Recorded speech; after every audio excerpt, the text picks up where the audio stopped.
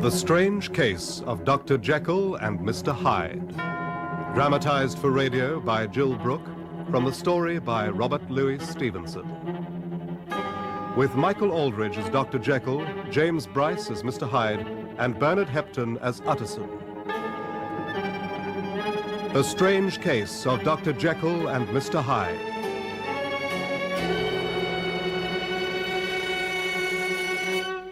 The Last Will and Testament of Henry Jekyll, M.D. D.C.L. F.R.S. I, Henry Jekyll, being of sound mind, and of my own free will, do make the following bequest.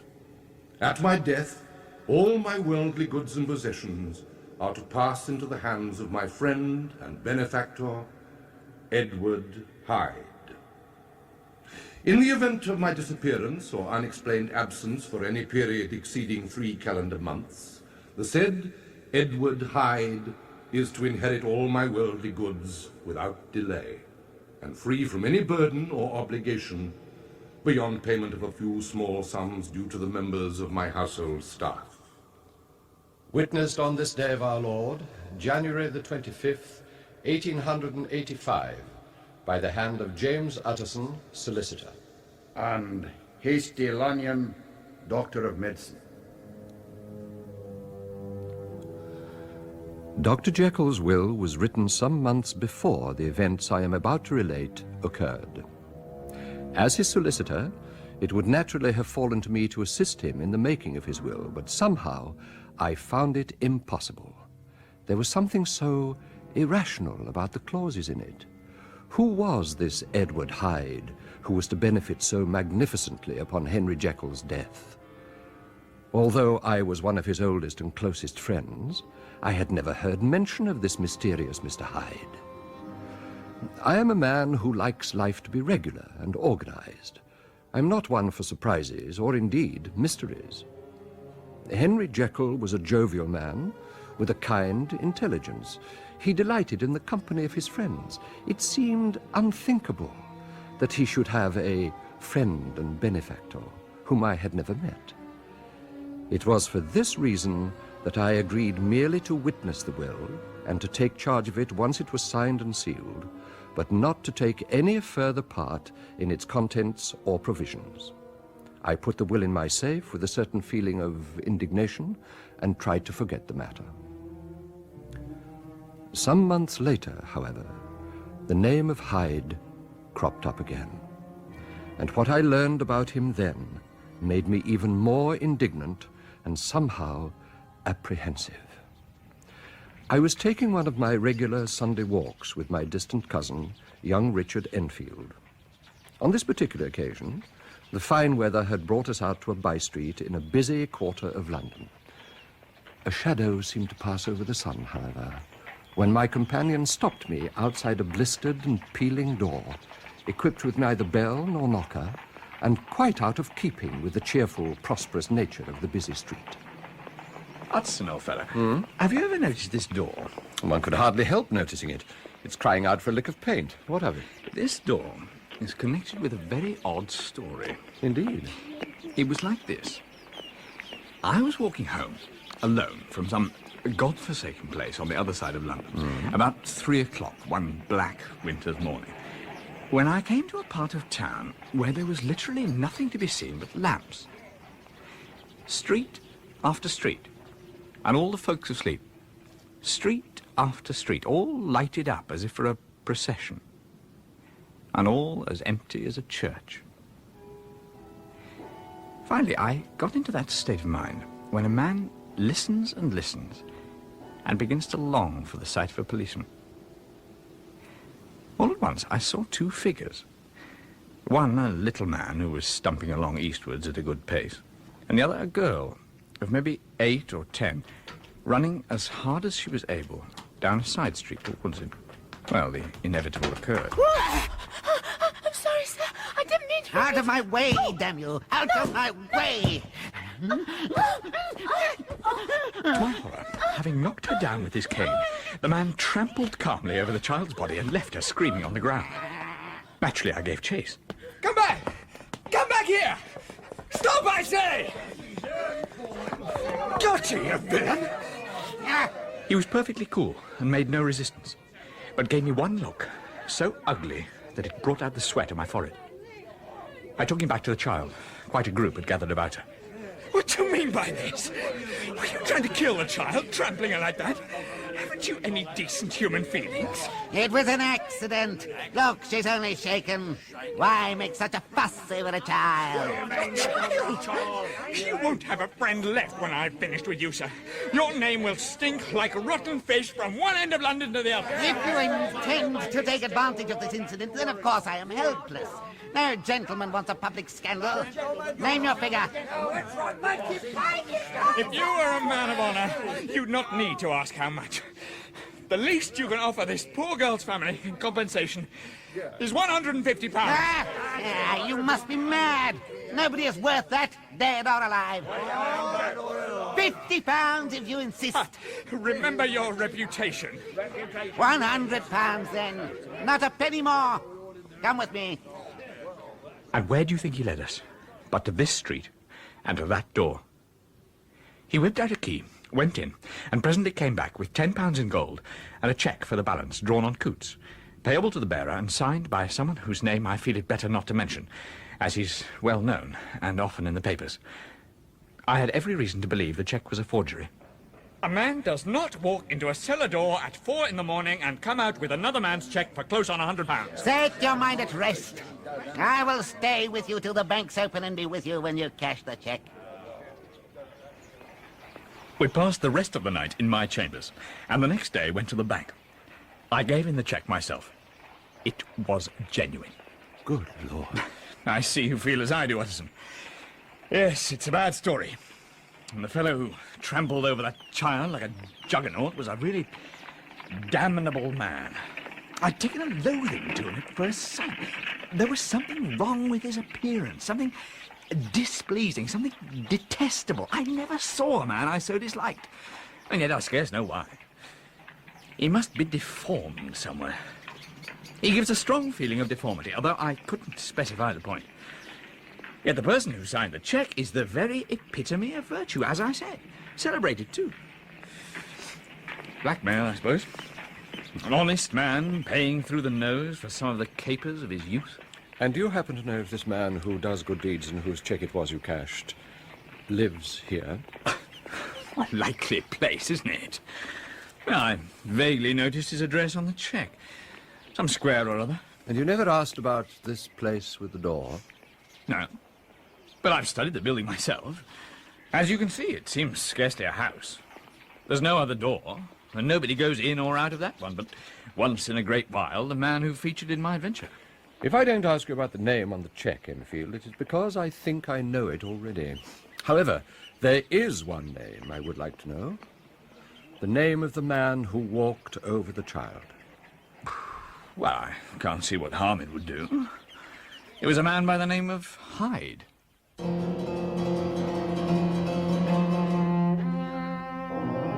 On hearing that name again, I went home and looked up Henry Jekyll's will. My friend and benefactor, Edward Hyde. Whereas before I had been irritated by the name, now I was both fearful and intrigued. What connection could this appalling man have with Dr. Jekyll? I decided to have a talk with Dr. Lanyon, who'd been a friend of Henry Jekyll even longer than I, and was co-witness to his will. I suppose, Lanyon, that you and I must be the two oldest friends Henry Jekyll has. I wish the friends were younger, but I suppose we are. Anyway, what's it matter? I hardly ever see him these days. Really? I thought you had a great deal in common. Oh, we had. But it's several years since Henry Jekyll became too fanciful for me. Oh, he'd started talking such unscientific rubbish that I lost patience with him. Of course, I continue to take an interest in him for old time's sake, but I've seen very little of the man lately. Not since the signing of his will, in fact. Had you ever come across this protege of his, this Edward Hyde? No, I'd never heard of him. Since my time. Anyway, I didn't think it my business to pry. I assumed you knew all about him. And that was the sum total of the information I carried back with me that evening to my great, dark bed, upon which I tossed to and fro through a sleepless night. My imagination had been fired by Enfield's tale.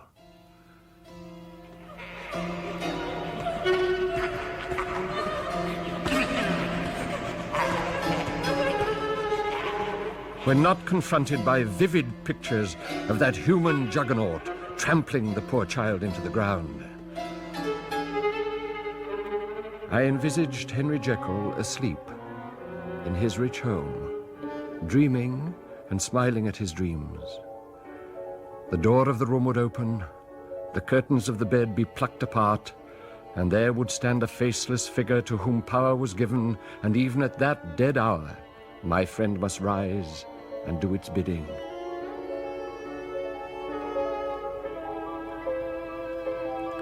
And thus it was that there sprang up in my mind a singularly strong, almost an inordinate curiosity to behold the features of the real Mr. Hyde. From that time on, I began to haunt the sordidly neglected door. If he be Mr. Hyde, I thought, I shall be Mr. Seek. At last, my patience was rewarded. At 10 o'clock one night, when the street was very solitary, footsteps approached, and a small, plainly dressed man made straight for the door, taking a key from his pocket as he did so, like one approaching home. I stepped out from my hiding place in the entry and tapped him on the shoulder. Mr. Hyde, I believe. That is my name. What do you want? I see you're going in. I'm an old friend of Dr. Jekyll, Mr. Utterson of Gaunt Street. You must have heard my name, and meeting you so conveniently, I thought you might admit me. You will not find Dr. Jekyll. He is from home. How did you know me? Will you do me a favor? With pleasure. What is it? Will you look me in the face? Thank you. Now I shall know you again. It may be useful. Yes. It is as well we have met. And apropos, I had better let you have my address. You think I'll have need of it for some reason? Perhaps. One day. 95 St. Anne Street, Soho. Now, tell me. How did you know who I was? By description. Whose description? We have mutual friends. Mutual friends? Who are they? Jekyll, for instance. He has never told you about me. I did not take you for a liar. Oh, come, sir. Control yourself. And so he disappeared inside. Speaking to him at last, I was conscious of a disgust and loathing that I had never known before. It could not be explained by his pale and dwarfish appearance, nor his displeasing smile, his unpleasant demeanor. No, it was something more. The man seemed hardly human. Poor Henry Jekyll, I thought. If ever I read Satan's signature upon a face, it is on that of your new friend. Round the corner from the by-street was a square of handsome houses, in one of which lived Dr. Jekyll. My knock was answered by his manservant, Poole. Good evening, Mr. Utterson. Good evening, Poole. Is Dr. Jekyll at home? I'm afraid not, sir. He went out some time ago. I saw Mr. Hyde come in the back way by the laboratory door just now. Is that all right when Dr. Jekyll's not at home? Oh, quite all right, Mr. Utterson, sir. Mr. Hyde has a key. Your master seems to place great trust in that young man, Poole. Oh, yes, sir, he do indeed. We all have orders to obey him. I don't think I have ever met Mr. Hyde. Oh, dear, no, sir. He never dines here. Indeed, we see very little of him on this side of the house. He mostly comes and goes by the laboratory. I see. Well, thank you, Poole. Good night. Good night, Mr. Utterson. My fears for Henry Jekyll increased. He was obviously in very deep waters. He was wild when he was young, to be sure, but that had been a long time ago. That must be it, I felt. The ghost of some sin, the cancer of some concealed disgrace. I wanted to help, if only Jekyll would let me. An opportunity occurred a fortnight later, when the doctor gave one of his pleasant dinners for 5 or 6 old cronies. I contrived to remain behind after the others had left. I've been wanting to speak to you, Jekyll, about that will of yours. Oh, my poor Utterson, you are unfortunate in having a client like me. I've never seen anyone as upset as you were by my will.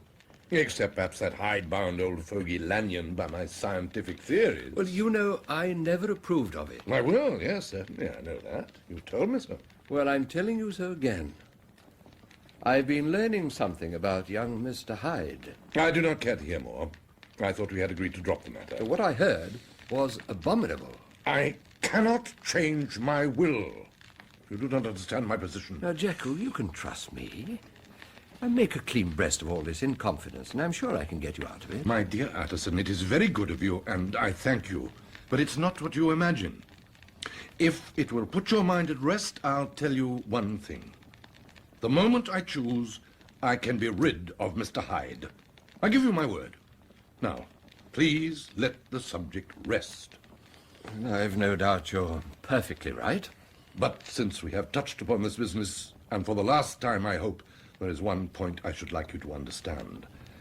I have really a very great interest in that young man. And if anything should happen to me, I want you to promise me that you will bear with him and get his rights for him. I think you would if you knew everything. I can't pretend that I shall ever like him. I don't ask that. I only ask you to help him for my sake when I am no longer here. Oh, very well. I promise.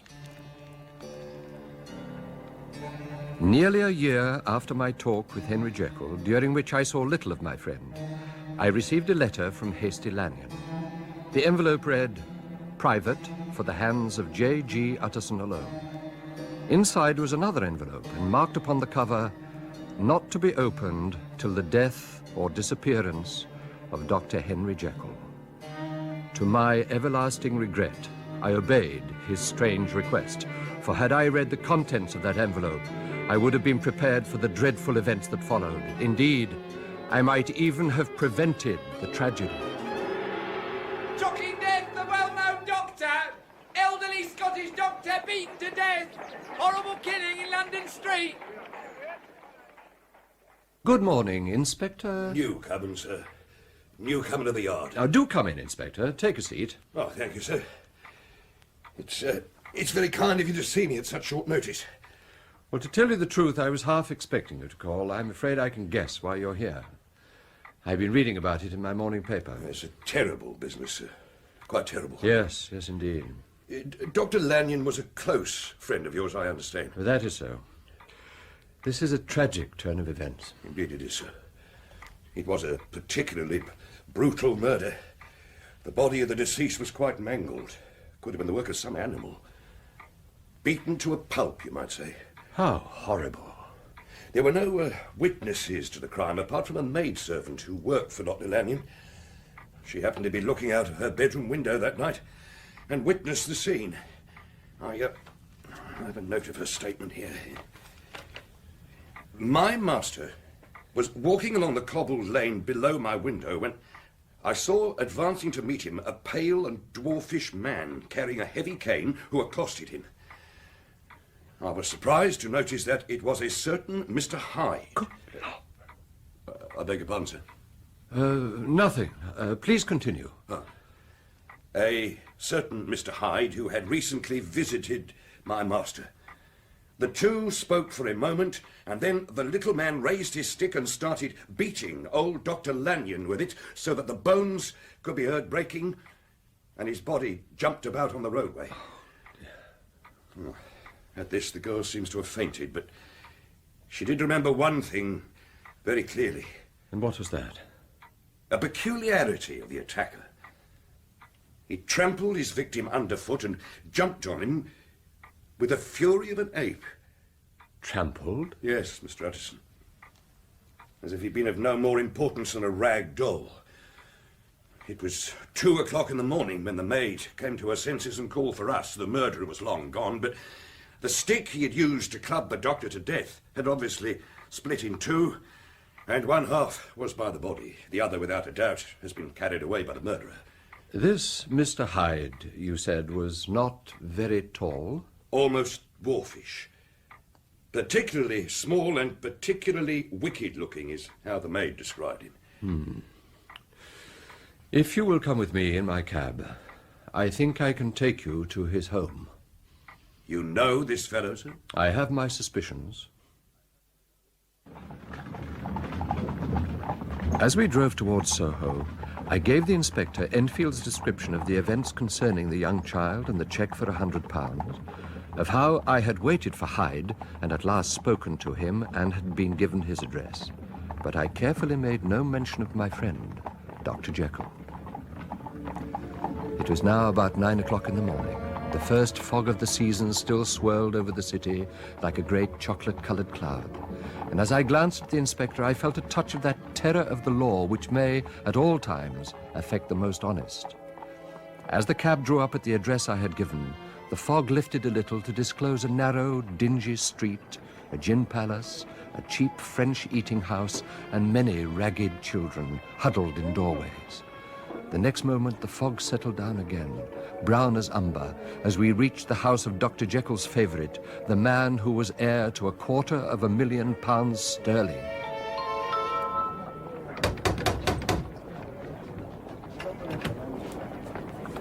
Oh, good morning, gentlemen. What can I do for you? Good morning, madam.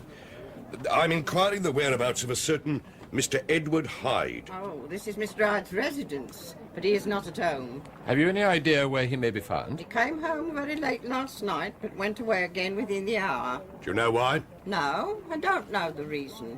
There's nothing strange in that. Mr. Hyde keeps very irregular hours. He's often absent. Is he? Before yesterday, I hadn't clapped eyes on him for nigh on 2 months. Very well, then. We wish to see his rooms, if you please. I'm afraid that's quite impossible. Mr. Hyde is a very particular gentleman. Madam, this is Inspector Newcomen of Scotland Yard. Oh, is he in trouble then? What's he done? I didn't say he'd done anything. We merely hope that Mr. Hyde may be able to help us with our inquiries. And now, my good woman, just let me and this gentleman have a look about us. Oh, very well. I suppose you'd better come in. It's this way, and then up the stairs. Follow me. He certainly don't seem a very popular character. So it would appear, Inspector. He only uses a couple of rooms, but he's got them furnished nice. Brought his own stuff, he did. Carpets and pictures and that. Well, here we are. Thank you. That'll be all for the moment. Well, look at the state of this room. We must have been burgled. Don't worry. We'll see to it. That will be all, thank you. No rights in my own home. After you, sir. Yes, thank you. Overnight, and I can't even... Well, well, Inspector. Rather a surprise, eh? Yes, indeed, sir. Quite luxurious. This painting over the mantelpiece must be worth a fair bit. Most striking. But who could have done this? The place appears to have been ransacked. Yes. It looks like the hurried flight of a guilty man to me. No thief would have been so careless. Silver knives and forks. Oh, you're right. No burglar worth his salt would have left these behind. Judging from this pile of ashes, it looks as if our man decided to have a bit of a bonfire before leaving. Embers still warm. Oh, what have we here? Remains of a checkbook? There's something over here, Inspector. Oh, what's that, sir? A broken stick. Oh, yes. That's the other half of the murder weapon, all right. He must have lost his head, or he'd never have destroyed the checkbook, or above all, left that stick. We have nothing to do but wait for him at his bank. The man obviously can't live without money, and plenty of it. In the meanwhile, we'll make further investigation among his associates.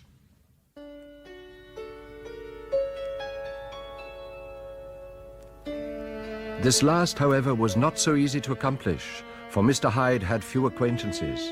His family couldn't be traced, he had never been photographed, and the few who could describe him differed widely, as casual observers usually do. Only on one point were they all agreed, and that was the haunting sense of unexpressed deformity with which the fugitive impressed those who saw him. Although I had avoided all mention of Dr. Jekyll in my dealings with the inspector, I now felt I needed to talk to my old friend urgently. For the remains of the stick found in Hyde's rooms I recognized as one that I had presented to Henry Jekyll many years before. It was late the same afternoon that I made my way to his house. Mr. Utterson, sir. Ah, come in, old friend. Yeah, thank you. That'll be all, thank you, Poole. Thank you, sir. It's good to see you, Utterson. Sit down. Forgive me for not getting up. I'm not feeling well. I understand. The news about poor old Lanyon, no doubt. They were crying it in the square, and of course the papers are all full of it. Jekyll, Lanyon was my client, but so are you. And I want to know what I'm doing. You've not been mad enough to shelter this fellow Hyde. Utterson, I swear to God, I will never set eyes on him again. I am done with him in this world. It is all at an end. You seem pretty sure of him. Well, for your sake, I hope you're right. I am quite sure of him. I have grounds for certainty that I cannot share with anyone. Well, there's just one thing more. It was Hyde who dictated the terms of your will? Yes, I knew it. Your supposed friend meant to murder you. You've had a lucky escape. What is far more to the point, I have had a lesson. Oh, God, Utterson, what a lesson I have had.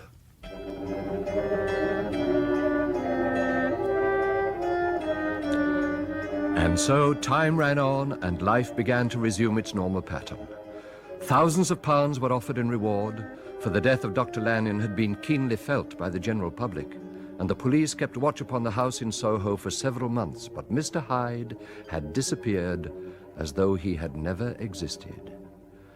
Much of his past was unearthed, and all disreputable.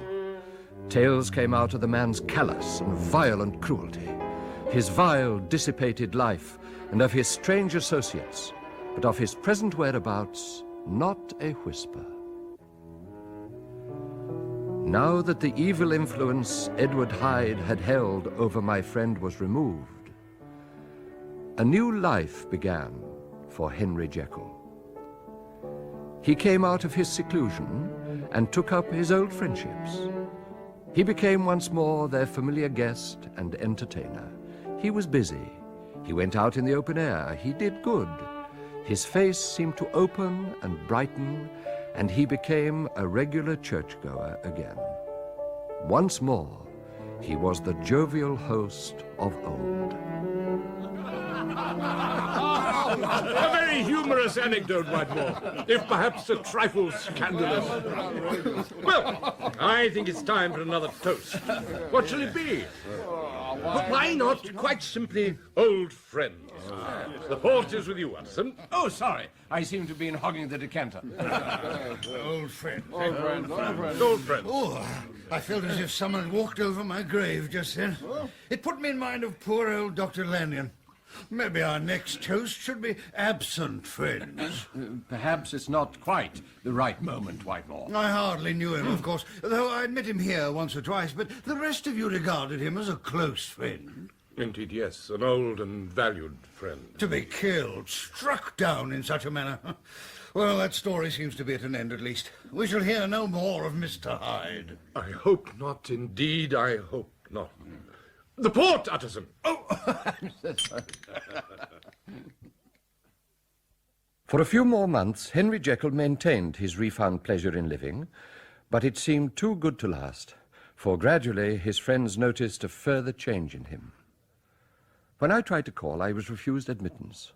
Poole told me that the doctor was confined to the house and saw no one. I found his return to solitude deeply disturbing. After several fruitless attempts to see the doctor, I wrote to him complaining of my exclusion from his house. The following day, I received his reply. Forgive me, my friend, for not seeing you, but I mean from henceforth to lead a life of extreme seclusion.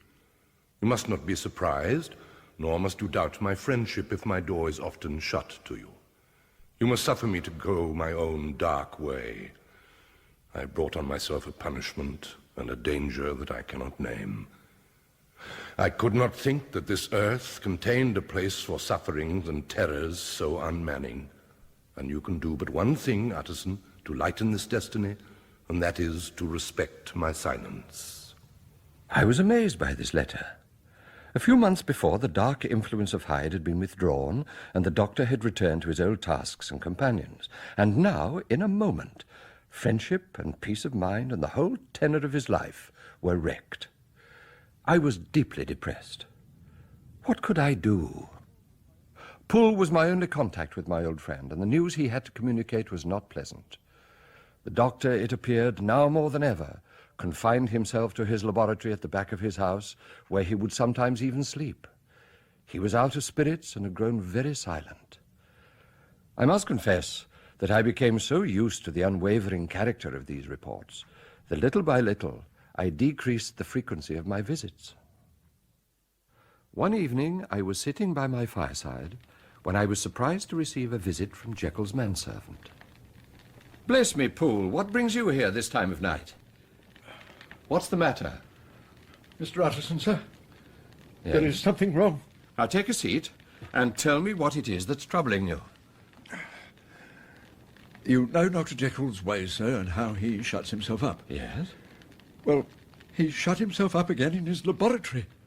And I don't like it, sir. Mr. Utterson, I'm afraid. Now calm yourself, my good man. Now what exactly are you afraid of? I think there's been foul play. Foul play? What foul play? What do you mean, man? I believe my master's been done away with, sir. What? And who's in there instead of him? And why it stays there, I cannot say. Now, this is a wild tale, Poole. Supposing it were as you imagine, suppose Dr. Jekyll had been, well, murdered. What would induce the murderer to stay in the house? Well, all last week, him or it or whatever it is that lives in the laboratory has been crying night and day for some sort of medicine. Sometimes the master used to write his orders on a sheet of paper and throw it onto the stairs. We've had nothing else but written notes for the past week, and a locked door, and even the meals are left there to be smuggled in when nobody's looking. Well, sir, every day, aye, twice and thrice in the same day, I've been sent flying to all the wholesale chemists in town. Every time I brought the stuff back, there'd be another message telling me to return it, because it was not pure. This drug is wanted bad, sir, whatever it's for. Have you kept any of these messages? The man at the chemist's was real angry, sir, and threw this back at me like so much dirt. Yes. Dr. Jekyll presents his compliments to Messrs. Moore. He assures them that their last sample is impure and quite useless for his present purpose. Dr. Jekyll once bought a large quantity from Messrs. Moore. He now begs them to search most carefully, and should any of the same quality be left, to send it to him at once. What's this? His writing becomes almost illegible. For God's sake, find me some of the old. This is indeed a strange note. Is it in the doctor's handwriting, do you think? Well, I thought it looked like it, but... oh, what does that matter? I've seen him. Seen him? Who? Well, sir, it was this way. I came into the house suddenly by the back entrance from the garden. It seemed he'd come out to look for this drug or whatever, for the laboratory door was open. He looked up when I came in, gave a kind of cry, and then rushed back inside. I only caught sight of him for a moment, but it made my hair stand on end like quills. Oh, sir, that thing was not my master, and that's the truth. My master is a tall, fine build of a man, but this was more of a dwarf. What? Oh, sir, do you think I do not know my master after 20 years? No, sir. That thing was never Dr. Jekyll. God knows what it was, but it was never him. And I believe in my heart that murder has been done. Poole, since you say that, it becomes my duty to make certain. We'll go to your master's home, and if necessary, I shall break down the laboratory door. Oh, Mr. Utterson, sir, now you're talking. Then it's right that we should be completely frank. We both think more than we have said. Now let us make a clean breast. This figure that you saw, did you recognize it? Well, sir, it went so quick that I could hardly swear to that. But if you mean, was it Mr. Hyde? Why, yes, I think it was. Ah. You know, sir, he had a key to the laboratory door. Yes, I once spoke with him. Ah, then you must know, as well as the rest of us, that there was something odd about that gentleman. I don't rightly know how to say it, sir, beyond this, that you felt it in your marrow, kind of cold and thin. I confess I felt something of what you describe. Well, when that thing like a monkey jumped back into the laboratory, Oh, the chill went down my spine like ice. I know it's not evidence, Mr. Utterson, but a man has his feelings. But I'll give you my Bible word. It was Mr. Hyde. I agree. I've always feared that nothing but evil could come from that association. Right then, let us to business. We'll make an end of this suspense.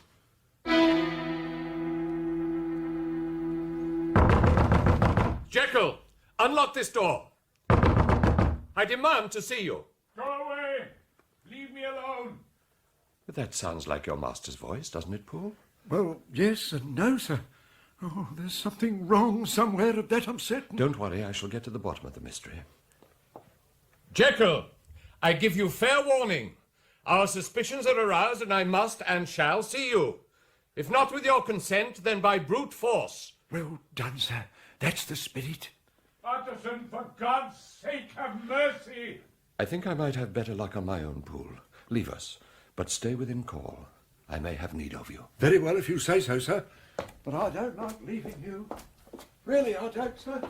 It's all right now, Jekyll. We're quite alone. Won't you unlock the door and let me in? So be it, if you insist. But I promise you no comfort. My dear Jekyll, what's wrong with you? You are ill. I am done for, Utterson. I doubt that anyone in this world can help me. You must tell me all, my friend. I will do anything I can to help you. I have ventured into the terrible unknown where no man should travel. This involves your friend Hyde? My friend? I would not call him that. The murderer? You are thinking of Lanyon's death? Of course. I will tell you about that unhappy event. You? It will be a relief to do so. Shortly before his death, Lanyon received a visit from Mr. Hyde. Good evening, Dr. Lanyon. My name is Hyde, Edward Hyde. So my maid informed me. I have come from Dr. Jekyll. Upon what errand, may I ask? I have come about a certain package. Wait, I have a letter addressed to you. He recently gave you something to keep for him, I believe. Yes, what of it? Well, have you still got it, have you? Come, sir, let go of my arm, if you please. I beg your pardon, Dr. Lanyon. Forgive my impatience. Dr. Jekyll sent me here, and I understood... One moment. The bearer of this letter will introduce himself on my behalf. I ask you to give him the small parcel I left with you, the contents of which include some powders, a file, and a notebook. Yes. I am confident that you will not treat this appeal lightly. Please do as I ask, my dear Lanyon, and save your friend Henry Jekyll. Yes. Oh, what you're looking for is on that table by the window. At last. For God's sake, man, control yourself. Have you a graduated glass, Dr. Lanyon? Here. One of these powders. Let me see. 4 drops of the red tincture. Look. See how the color changes as the crystals dissolve in the liquid and the phosphorus produces light. When the vapor turns purple, then green, it will be ready.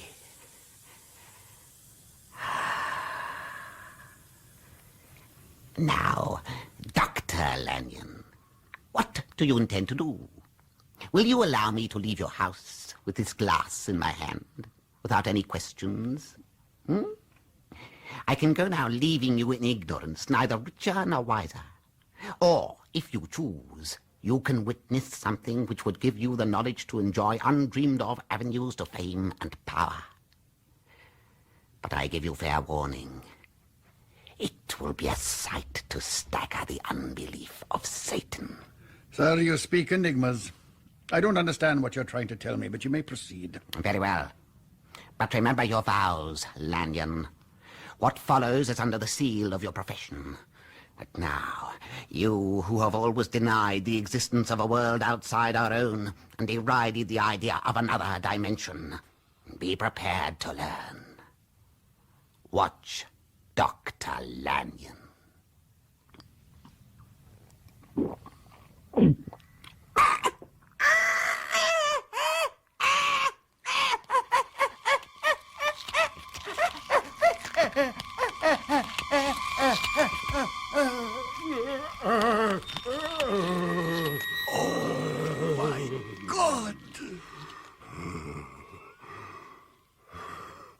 As you see, it is indeed Henry Jekyll standing before you. Your eyes do not deceive you. What have you done, Jekyll? What fiendish trick is this? Sit down, Lanyon, and listen to me. I long to tell someone what I have discovered, and yet I hardly dare to. 1 minute I'm in heaven, and the next in hell. May I speak to you frankly, as an old friend? I can't bring myself to believe what I have just seen. But for friendship's sake, I will hear what you have to say, and then go. I never wish to see you again. And so I told him all, as I will tell you, Utterson. The letter. Letter? Just before he died, Lanyon sent me a letter with instructions that it was not to be opened until after your death, Jekyll. I think now I can guess the contents. But had you really no suspicion? Did you never suspect that Edward Hyde and Henry Jekyll were one and the same? No, never. Why should I? You a murderer? Edward Hyde is a murderer, not I. But you've just told me that... Let me explain. I have always been interested in the spiritual side of life. My theory told me that man was not truly one, but truly two. There is good and evil in even the best and noblest of us. I, Henry Jekyll, had such high ideals and aspirations that I buried my baser instincts and advanced infallibly in one direction, and one direction only. But I continued to reflect on man's dual nature. If each, I told myself, could but be housed in separate identities, life would be relieved of all that was unbearable. The unjust could go his way, and the just could walk steadfastly and securely on his upward path. By chance, my scientific studies shed new light on this war between the two sides of my personality, and I managed to produce a drug which I thought would change the seemingly solid body in which we live and liberate my inner self from its prison. I knew I risked death. Any drug so potent might easily prove fatal. At last, I purchased from a firm of wholesale chemists a particularly rare salt, which I knew to be the last ingredient required. I compounded the elements and drank the potion. It shook the doors of my personality, and the captive within ran out. Lord have mercy. After the agonizing pains which followed, and an indescribable terror of the spirit accompanying them, I felt a strange sensation of release, incredible, and new, and sweet. I felt younger, lighter, happier in body, an innocent freedom of the soul. I was conscious of a heady recklessness, sensual images, a solution of the bonds of obligation. I knew myself to be 10 times more wicked than before, and the thought excited and delighted me like wine. I stretched out my hands, exulting in the freshness of these sensations, and as I did so, I was suddenly aware that I had somehow shrunk in size. I went to my room to look in the mirror and saw for the first time the appearance of Edward Hyde. He was so much smaller, slighter, and younger than Henry Jekyll. Even as good shone from the countenance of the one, evil was written broadly and plainly on the face of the other. It was as if evil had deformed him and left behind an impression of decay. And yet, when I looked at that ugly idol in the glass, I was conscious of a leap of welcome. This, too, was myself. God help you.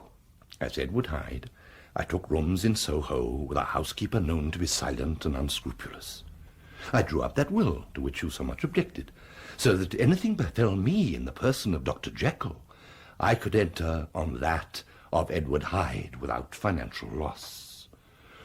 The pleasures I made haste to seek in my disguise were monstrous. On returning from these excursions, Henry Jekyll stood aghast at times before the acts of Edward Hyde. But he was no worse. He woke again with his good qualities unimpaired, and would even make haste, where possible, to undo the evil done by Hyde. I do not intend to go into any details about the depraved and debauched life I led as Hyde. But there was one incident which I mention only because it involved, I have subsequently discovered, a kinsman of yours.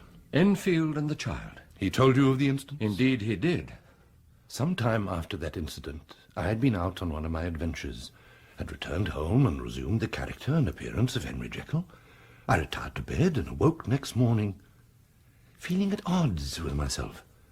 I was in Henry Jekyll's bed, in Henry Jekyll's house, and yet I felt I ought to be in my rooms in Soho, where I was accustomed to sleep as Edward Hyde. My eye fell upon my hands. Now, look, the hand of Henry Jekyll is that of a professional man, white and shapely. But the hand I saw resting on the sheet was corded, knuckly, and thickly shaded with a growth of black hair. I had gone to bed Henry Jekyll and awoken Edward Hyde. While enjoying the bestial side of my nature, I was slowly losing grip on my first and better self, and becoming more and more my second and worse self, without the use of any drug. I was stricken with terror. What should I do if I were caught unawares without my drugs, and unable to reverse the change? If I tried to enter my house as Hyde, my servants might refuse to let me in. I cannot enter my rooms in Soho as Hyde and leave them as Jekyll. So I thought of my old friend Hasty Lanyon, and asked him to keep a package containing the ingredients for my concoction in case I should require them. That event occurred only very shortly afterwards. When going about town on business, I found myself being transformed against my will into the shape and character of my baser second self. But why did you murder Lanyon? I would never contemplate murder. But, as I have explained, my feelings and actions as Henry Jekyll are not those of Edward Hyde. When I next assumed the identity and character of that odious person, he immediately suspected that Lanyon would be unable to maintain his oath of professional secrecy.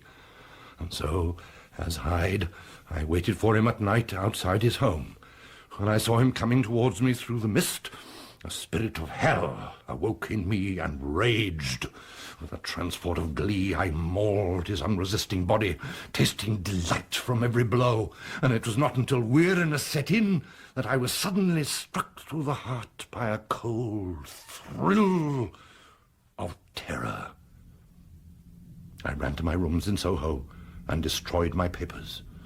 I returned here, still gloating on my crime. I compounded the draught, and as I drank it, pledged the dead man. Dear God. The pains of transformation had hardly died before Henry Jekyll, with tears of remorse streaming down his face, fell on his knees and swore that never again would I resume the identity of Edward Hyde. Never again would I indulge in the horrors and iniquities of that hideous life. I resolved in my future conduct to redeem the past. But as the months went by and the first signs of penitence wore off, the lower side of me, so long indulged, so recently chained down, began to growl for license. Oh, Jekyll. Not that I dreamed of resuscitating Hyde. No, it was as Jekyll that I was once more tempted to trifle with my conscience. And it was as an ordinary secret sinner that I at last fell to temptation, and this brief submission to my evil side finally destroyed the balance of my soul. I was sitting in Regent's Park, the animal in me licking the chops of memory, the spiritual side a little drowsed, when a qualm came over me, the nausea, the deadly shuddering. I looked down to see that my clothes hung formlessly on my shrunken limbs. The hand that lay on my knee was corded and hairy. I was once more Edward Hyde. I returned to my laboratory, prepared, and took a draught, and slept. I was on my way to my study after breakfast when I was seized again with these indescribable sensations that heralded the change. And I only just gained the shelter of my laboratory before I was, once again, raging and freezing with the passions of Hyde. It took on this occasion a double dose to recall me to myself. But alas, 6 hours later, as I sat by my fire, the pains returned and the drug had to be re-administered. And so it has continued. My poor, poor friend. I experimented with life itself and the human personality. That is God's prerogative. I am being truly punished for meddling with it. And my punishment might have gone on for years, but for the last calamity that has befallen me. What now? The supply of the special salt I use in my mixture began to run low, and I sent for a fresh supply. I mixed the draught. The first colour change occurred, but not the second. I drank it, and nothing happened. I have had London ransacked. It has been in vain, and I now believe that my original supply was impure in some way, and that it was this unknown impurity which lent efficacy to the draught. My original supply is now exhausted. I am helpless. What can I do? Oh no! He's taking over again. I stand condemned, Utterson. I have lived a double life as public morality demanded of me, and now I am paying the price. He will not let me be. Have courage, Jekyll. Edward Hyde has become too powerful for me. He owns my very soul. He will never leave me alone. Henry, be brave. Hold fast. I cannot. I'm changing, sinking, shrinking. Help me. How? How can I help you? What must I do? There's only one chance, one hope. That small flask there, over there in the poison cupboard, that contains the only hope I have of salvation. This one? Yes, here it is. It's a mark. That doesn't matter. For God's sake, hurry. Hand it to me.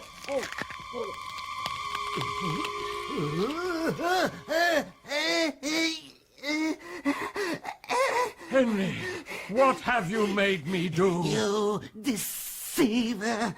You false friend! You have murdered me, Utterson! You must have realized that the phial contained poison! No, I swear! You wanted to betray me! Judas, let me get my hands on you! You'll swing for this, lawyer!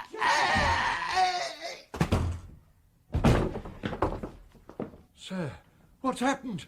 I heard shouts of Mr. Hyde's voice. But where is my master?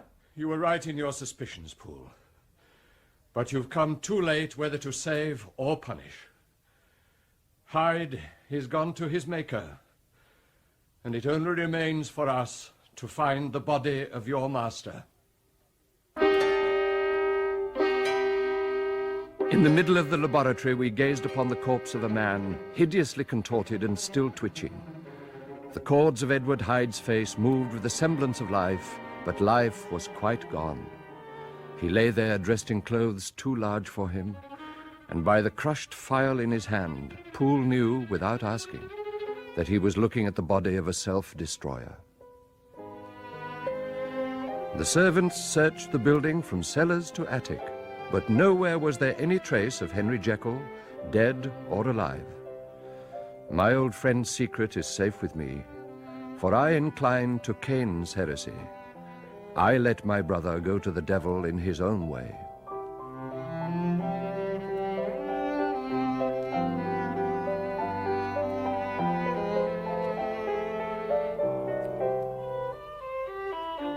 In The Strange Case of Dr. Jekyll and Mr. Hyde, dramatized for radio by Jill Brooke, from the story by Robert Louis Stevenson, Michael Aldridge played Dr. Jekyll, James Bryce, Mr. Hyde, and Bernard Hepton, Utterson. Poole was played by David Garth, Enfield, Graham Blockey, Inspector Newcomen, John Rye, Dr. Lanyon, Gerard Green, the landlady, Pauline Letts, the little girl, Verity Meldrum, and Whitemore, Ronald Herdman. The play was directed by Glyn Dearman.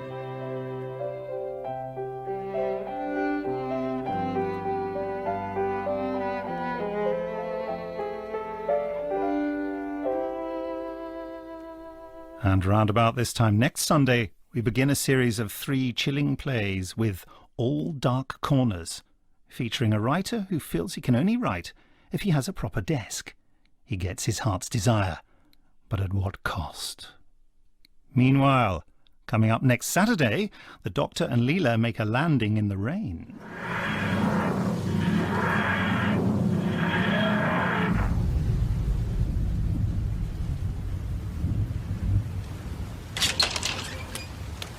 It is night. It was a dark and stormy night. Shh. According to Baron Lytton, anyway. So, that is the house of this Baron Lytton? Probably not. Not purple enough. We may need torches to find this emergency. Best not announce our presence just yet. There's something wrong. Look. I know. There is no light in the windows. The aliens? Perhaps. They are inside this house, sending interstellar space messages about humans escaping. Let's find out. Why? Quick. Get under my umbrella. What umbrella? This umbrella. Come on.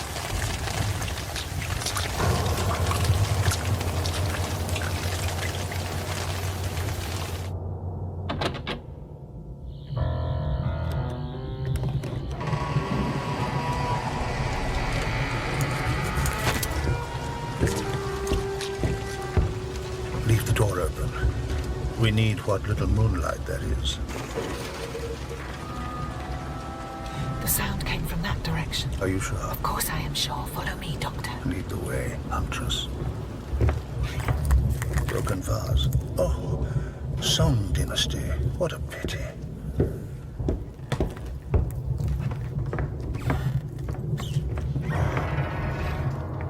This door has been broken. So much for the stealth of a huntress. There has been a battle here. A battle in a house? For a domestic tiff, perhaps? No. I smell death, Doctor.